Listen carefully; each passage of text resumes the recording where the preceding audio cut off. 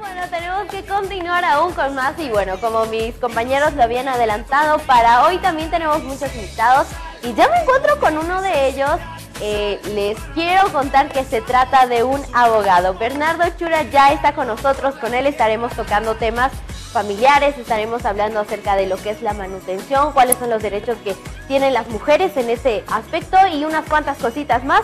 Así que le doy la bienvenida al abogado Bernardo Chura. ¿Cómo está? Muchas gracias, estimada Maya. Agradecemos a este estimado canal también por la invitación y darnos este espacio también para tratar estos temas importantes que son el tema de los procesos familiares. Ya contamos con una nueva normativa desde el 2014, que es la Ley 603, que lo voy a hacer a grandes rasgos, como mencionabas, los derechos que cuentan desde la filiación, refiriéndonos, ¿no?, a los niños, que anteriormente era muy complicado hacer el reconocimiento de un hijo. Cuando un padre, por ejemplo, desaparecía, dejaba a la madre sola, la madre lo registraba mayormente con su apellido de soltera o con el de su papá o de su mamá. Bueno, entonces, muy interesante. Ahora con la nueva normativa, ya el artículo 65 de nuestra Constitución Política ya establece la filiación por indicación. Si sabes quién es el padre de tu hijo, vas ante el oficial del registro civil, indicas el apellido y así se garantiza el derecho de filiación de tu hijo. Tal vez quisieras, no sé, aquí te diga. A ver, creo que vamos a ir por partes, pero algo que quisiéramos que nos comentes, ¿qué tan importante es saber acerca de este tema? O sea, si bien usted lo mencionaba, existen las leyes, existen los reglamentos, pero de repente hay muchas mujeres pues que en algún sentido han sido abandonadas y pues tienen un hijo y no saben que tienen derecho a la manutención, pero tampoco saben cómo es que se tienen que informar, a dónde tienen que ir, a quién le van a hablar acerca del tema, o cómo finalmente tal vez demandar al hombre que pues en algún sentido las abandonó. Y ese es uno de los puntos que quisiéramos tocar, querido abogado. Okay. Quisiera que nos comente, a ver, primero, en dónde nos informamos acerca de todo este tema. Bueno, actualmente ya la información se ha diversificado, ya uno ya puede ir desde el SLIM, desde los servicios legales integrales municipales que se encuentran en cada zona. El Ministerio de Justicia, que ya ha establecido igual en varios macrodistritos los sistemas integrados de justicia plurinacional. Hoy, obviamente, también los abogados estamos presentes, ¿no?, aquí en el centro urbano. Ya es cuestión no solo de hacer de que las mujeres, y también esto va también para los hijos, ¿no?, que reciben asistencia familiar, de que sepan que tienen ese derecho de la asistencia familiar. Incluso un dato interesante, las mujeres embarazadas también ya pueden pedir asistencia familiar para sí, ¿no?, con esa situación de embarazo, mientras dure la misma, y una vez nacido el niño se traspasa ese beneficio al mismo, ¿no?, ya bajo ciertas modificaciones. Este derecho de asistencia familiar se viene garantizando ya también de acuerdo a las necesidades del hijo que pueda tener y una vez demostrado la capacidad económica del progenitor, ¿no? No interesa que pueda que el progenitor esté desempleado o argumentando de que no tiene trabajos o la capacidad para mantener a su hijo. La ley es muy clara y taxativa al establecer que tiene que pagar por lo menos el 20% del salario mínimo nacional, que estaríamos hablando de 403 bolivianos como mínimo. Ok, entonces no estaríamos hablando de que, ¿cómo podríamos decirlo? Depende de lo que gane la persona, sino que hay un monto mínimo específico. Exacto. En este caso es el 20%. Pero ¿qué pasa en aquellos casos en los que pues se demuestra o el progenitor menciona tal vez que no cuenta con un sueldo fijo? ¿Qué pasa en esos casos? Tal vez su sueldo es menor. ¿Qué pasa? La verdad, si hay un vacío legal respecto a eso, donde evidentemente ahí puede existir progenitores que estén desempleados, ¿no?, temporalmente, pero bajo esa situación la asistencia familiar ya sabemos que es de pronto suministro, pero se va acumulando. Puede pasar 5 o 6 meses y la madre, para resguardar ese beneficio de la asistencia familiar para su hijo, se va acumulando esos meses. Obviamente no va a estar desempleado toda la vida, ¿no? Ponte que unos 6 meses está desempleado, la liquidación se suma, estaríamos hablando de unos 2000 tantos bolivianos, y se hace exigible este monto. Entonces no es que porque estoy desempleado un momento, desconozco mi obligación de pagar una mensualidad. Ok, bueno, muy entendible. Y algo, bueno, lo siguiente que le queremos preguntar es, ¿qué pasa, a ver, en los casos de las mujeres embarazadas que quieren reclamar asistencia familiar y una persona que de repente, pues, su niño ya tiene como 5 años o, bueno, ya nació? ¿Existe alguna diferencia en estos casos o cómo se maneja? Primero, para la mujer embarazada, si quiere pedir asistencia familiar, se presenta como proceso de asistencia familiar ante juzgados familiares. En primer lugar, se debe acreditar esa situación de embarazo mediante, puede ser un sonograma, una prueba de ecografía, ¿no?, que acredite que esté realmente embarazada, indicando cuál es la persona que está obligada a prestar esa asistencia familiar. Entonces, tú me hablas de otra persona que aparezca que tenga un hijo con más años. Sí, un niño ya nacido. Obviamente, la asistencia familiar no indica un núcleo familiar, padre, madre, un hijo. Puede que el tipo pueda tener 2, 3 hijos con diferentes personas, pero la asistencia familiar se paga de forma igualitaria.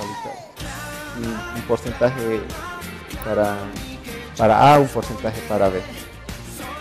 Ok, doctor, una de las preguntas, una de las cuestiones que también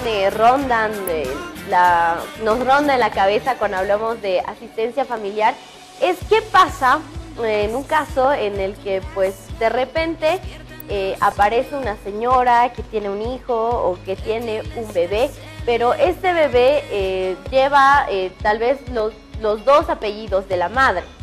De alguna manera,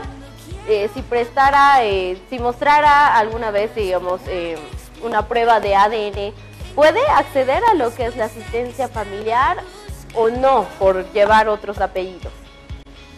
Un apellido diferente al del progenitor, ¿no? Exactamente, sí, porque muchas veces pues pasa que la mujer tiene al bebé y como el papá no se quiere hacer cargo, de alguna manera tiene que registrarlo, entonces pues Claro, lo registra con los 2 apellidos de la mamá.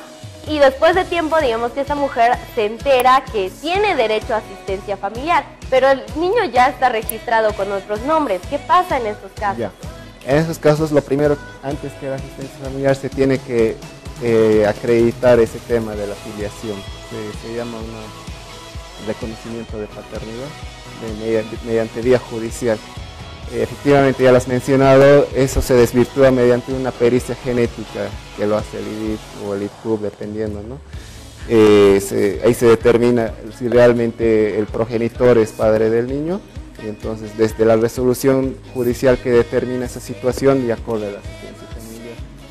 Ok, y bueno, la siguiente pregunta que tenemos para usted, abogado, es, ¿existe algún caso en Bolivia que de alguna manera pues sustente que los padres de familia tengan que dar asistencia familiar hasta culminar los estudios? Eso ya son los casos más regulares con la nueva ley.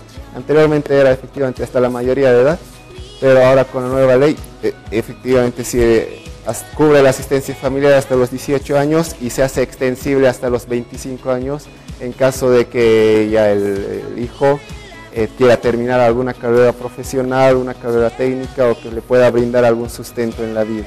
Entonces los padres no pueden estar desligados o desconocer esa situación porque se garantiza no solo la formación, ¿no?, desde pequeño hasta la adultez respecto a su alimentación, educación, salud, sino que se garantiza también la formación académica superior o de otra rama, ¿no?, que escoja el hijo. Claro, porque estamos hablando de una etapa muy importante en la vida de una persona como lo es la educación, y no solo estamos hablando pues de la educación básica o de la educación secundaria, sino también lo que es la formación en la universidad, y pues tomemos en cuenta que estar en la universidad también representa gastos, y pues de alguna manera muchos estudiantes, ¿cómo se puede decir?, dejan la universidad porque tienen que trabajar y tienen que sustentar a su familia, o hay algunas personas que también en estos momentos están estudiando y trabajando al mismo tiempo, entonces es complicado, es algo difícil y bueno, esa era nuestra pregunta.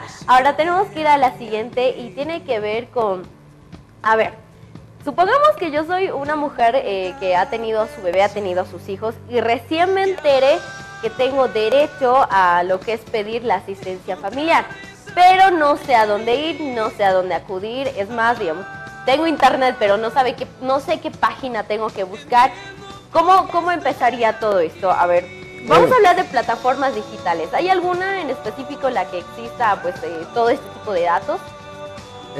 Sí, la más común que visita las personas cuando tienen esas dudas es la plataforma del Ministerio de Justicia, donde no solo brinda datos estadísticos, ¿no?, de los procesos respecto a asistencia familiar, sino ofrece una variedad de abogados que pueden, ya que son, como mencionas, mujeres tal vez en situación económica desventajosa o producto de alguna ruptura familiar, entonces está disponible en varias plataformas, la verdad, de instituciones públicas generalmente.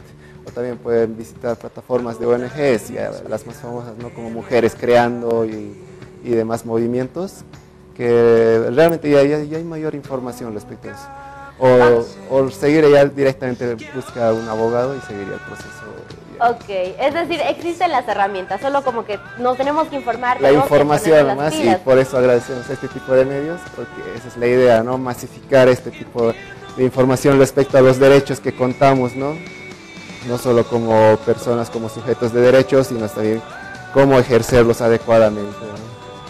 Y bueno, prácticamente hemos llegado a la recta final de esta entrevista, no sin antes agradecer el haber invitado, poder haber aceptado la invitación y haber estado con nosotros.